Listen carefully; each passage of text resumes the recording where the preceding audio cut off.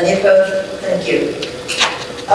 Mr. Solicitor, do we have any action items from the executive session? Thank you, Madam Chair. No action items, but I can report for the minutes that the board had an executive session yesterday for personnel and litigation matters, specifically the Supreme Court litigation matter, and also today prior to today's meeting for personnel and litigation matters. For my report, I can report on the litigation at the Supreme Court level being the briefs that are due, the last briefs that are filed will be in probably September. Beyond that, it's very likely typical that the court would ask for oral argument. It's difficult to predict when that will occur. It may not occur until late in the year, maybe November would be December, possibly early next year.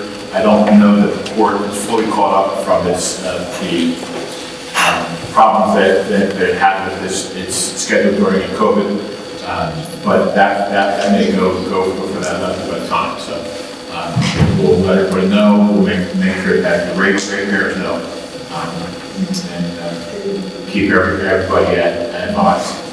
And as you know, the issue before the court is, can the city alone terminate the authority, or must it be the city of Chester along with Delaware County and Chester County? So I'll keep the board advised as we proceed through the year. Thank you, Mr. Solicitor. Anything else? No, thank you. Okay, thank you very much. We have in front of you the Chief Financial Officer's report and a request for the ratification of the expenditures paid and wires. May I have a motion? Sure. Is there a second? Thank you. Are there any questions on the list of expenditures and wires? Seeing none, Mr. D'Agostino, may we have a roll call vote, please? Mr. Brandon? Yes. Mr. Butler? Yes. Mrs. Weitzel? Yes. Dr. Lewis West? Yes. Mr. McGinn? Yes. Mr. Rivera? Yes. Mr. Shelton? Yes. Mrs. Smith?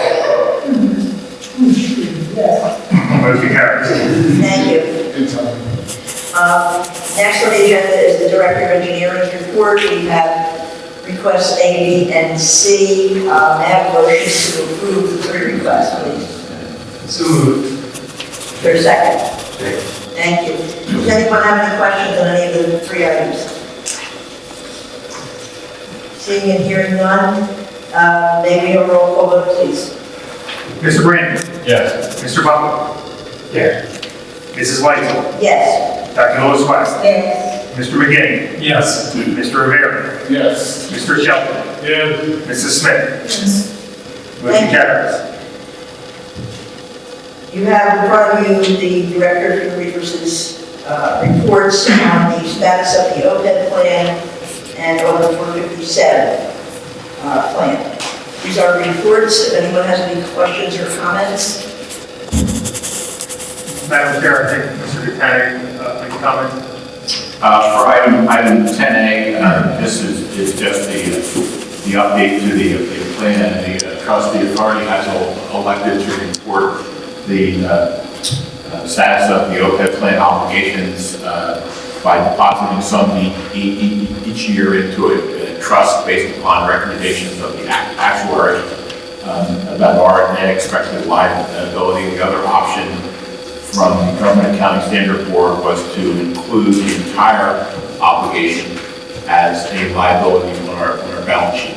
We elected the option of actually escrowing money to make sure that's available many years ago, and we're evaluating that now. We're also in the process of asking the actuary to estimate the other number for us. So what would we have to report every year as an example if we were to adopt the other reporting mechanism? So I'll have more information on that probably by the next meeting. Do you have any comments on the group you said as well?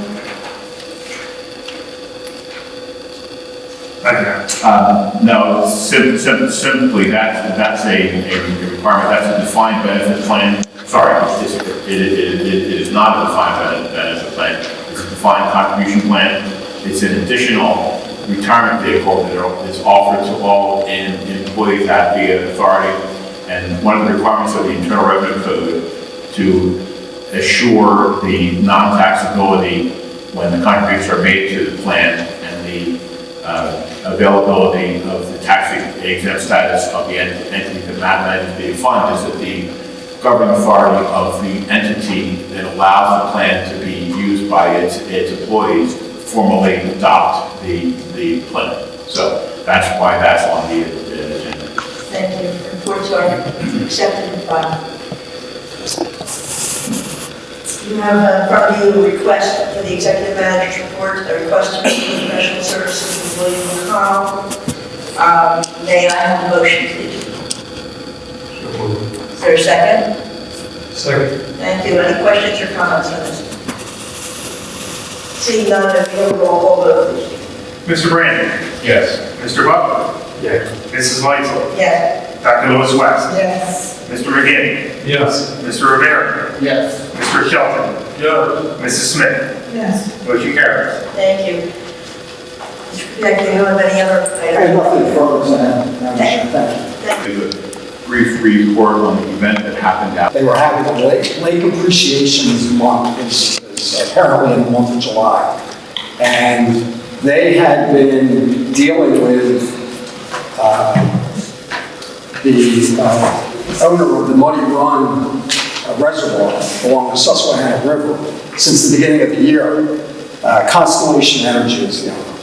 And 2 weeks ago, they bailed out for some reason and left the Fish and Boat Commission high and dry with no place to have an event. So we seized the opportunity to host the event, work along with the Fish and Boat Commission. The EPA was there, various agencies were there to educate the public about keeping the reservoir and the other waterways in the state clean. Attendance at the event during the day wasn't that great. They had, as part of the event, a moonlight kayak session where the Fish and Boat Commission and the Coast Guard Auxiliary led 50-some kayakers out into the reservoir at sundown. And they assured that everybody had their personal flotation devices and things like that. That everything was run safely. And that was well attended. People came out of the woodwork as the sun was setting. So if we do this event again, it wasn't our doing to begin with, but if it is done again, somehow or another they have to get those folks there a little earlier to be educated about the reservoir. But all in all, it was a good event. I think it was good for the authority to participate. I don't know if we earned any credits with the Fish and Boat Commission, but hopefully we helped them out. Thank you, sir. You're welcome. At this point, do we have any public comment? Sure. Yes, sir. Hi, Please come up to the podium and give your name and affiliation. Sure. Mark, Vice President of Operations for Aqua. I live in Lebanon, so I'm also a customer of CWA. So, just briefly want to share a quick couple of points here. Thank you for giving me the opportunity to speak. Really appreciate it. So Aqua has completed more than 300 acquisitions. A 2018 study published in the Proceedings of the National Academy of Sciences. Let's find that water companies, systems run by water companies are significantly less likely to violate federal drinking water standards. The study analyzed the data for about 18,000 systems, and over a 34-year period, and it is considered the largest examination of Safe Drinking Water Act compliance data in agriculture. At Aqua, we invest more than $300 million annually into wastewater facilities in the system to improve and to protect the environment for future generations. That investment equates to roughly a capital investment of $600 per year per customer. Per CWA's 2018 annual report, the latest version readily available shows a customer count of approximately 43,000 water infrastructure, while meeting ever stringent and ever changing environmental standards for maintaining water quality. So today, I'd like to take us a few more minutes to walk you through a few examples of successful partnerships. Penn Township, Chester County, the key role that we play with many of our water systems is using our expertise to address key compliance issues that can be costly burden to municipalities. When we purchased the Penn Township wastewater system in 2014, the township was in violation of its National Pollutant Discharge Elimination System permit, resulting from failure to address water quality for phosphorus, oxygen, suspended solids, and discharges into the Chesapeake Bay watershed. Since taking over ownership, we've invested $11 million into the system to increase compliance rate from 18%, which was the township's compliance rate, to more than 99% in 2017. And in 2022, it is at 100% for this specific system. Sun Valley is another one, is a water system located in Poconos.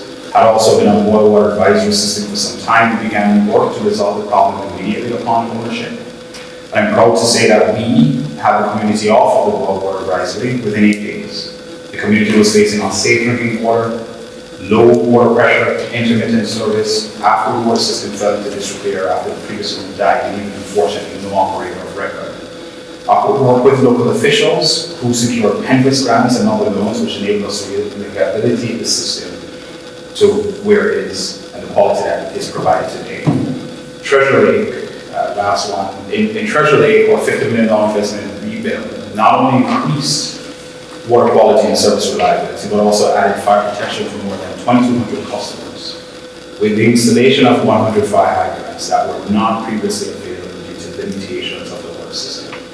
Compliance is an obvious important indicator of a successfully run utility, but thoughtful investment to maintain infrastructure systems and processes is what ensures sustainable long-term compliance.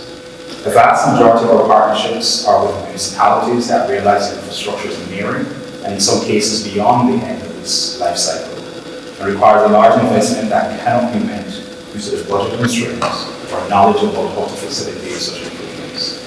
In these instances, we examine and are hopeful to have the opportunity to provide the same level of attention and customer care for CWA. Again, thank you for allowing me a few minutes to speak on this, and to learn more, I urge the CWA employees, customers, etc., to visit aquaforchester.com.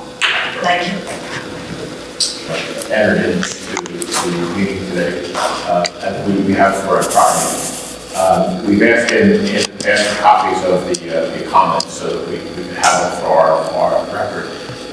They were given it at the beginning when these comments were first starting to be made, but they haven't been given more recently. But this has been filmed, so we've taken the liberty of transcribing them all. And we're going to start to post them, and we're going to compare what was said with what the facts are. As they're rolled out, we'll make them available to our ratepayers too. For instance, I heard derogatory comments made about the Penn Township system. I was at a meeting about a year ago where the Penn Township current customers of Aqua were complaining about Aqua.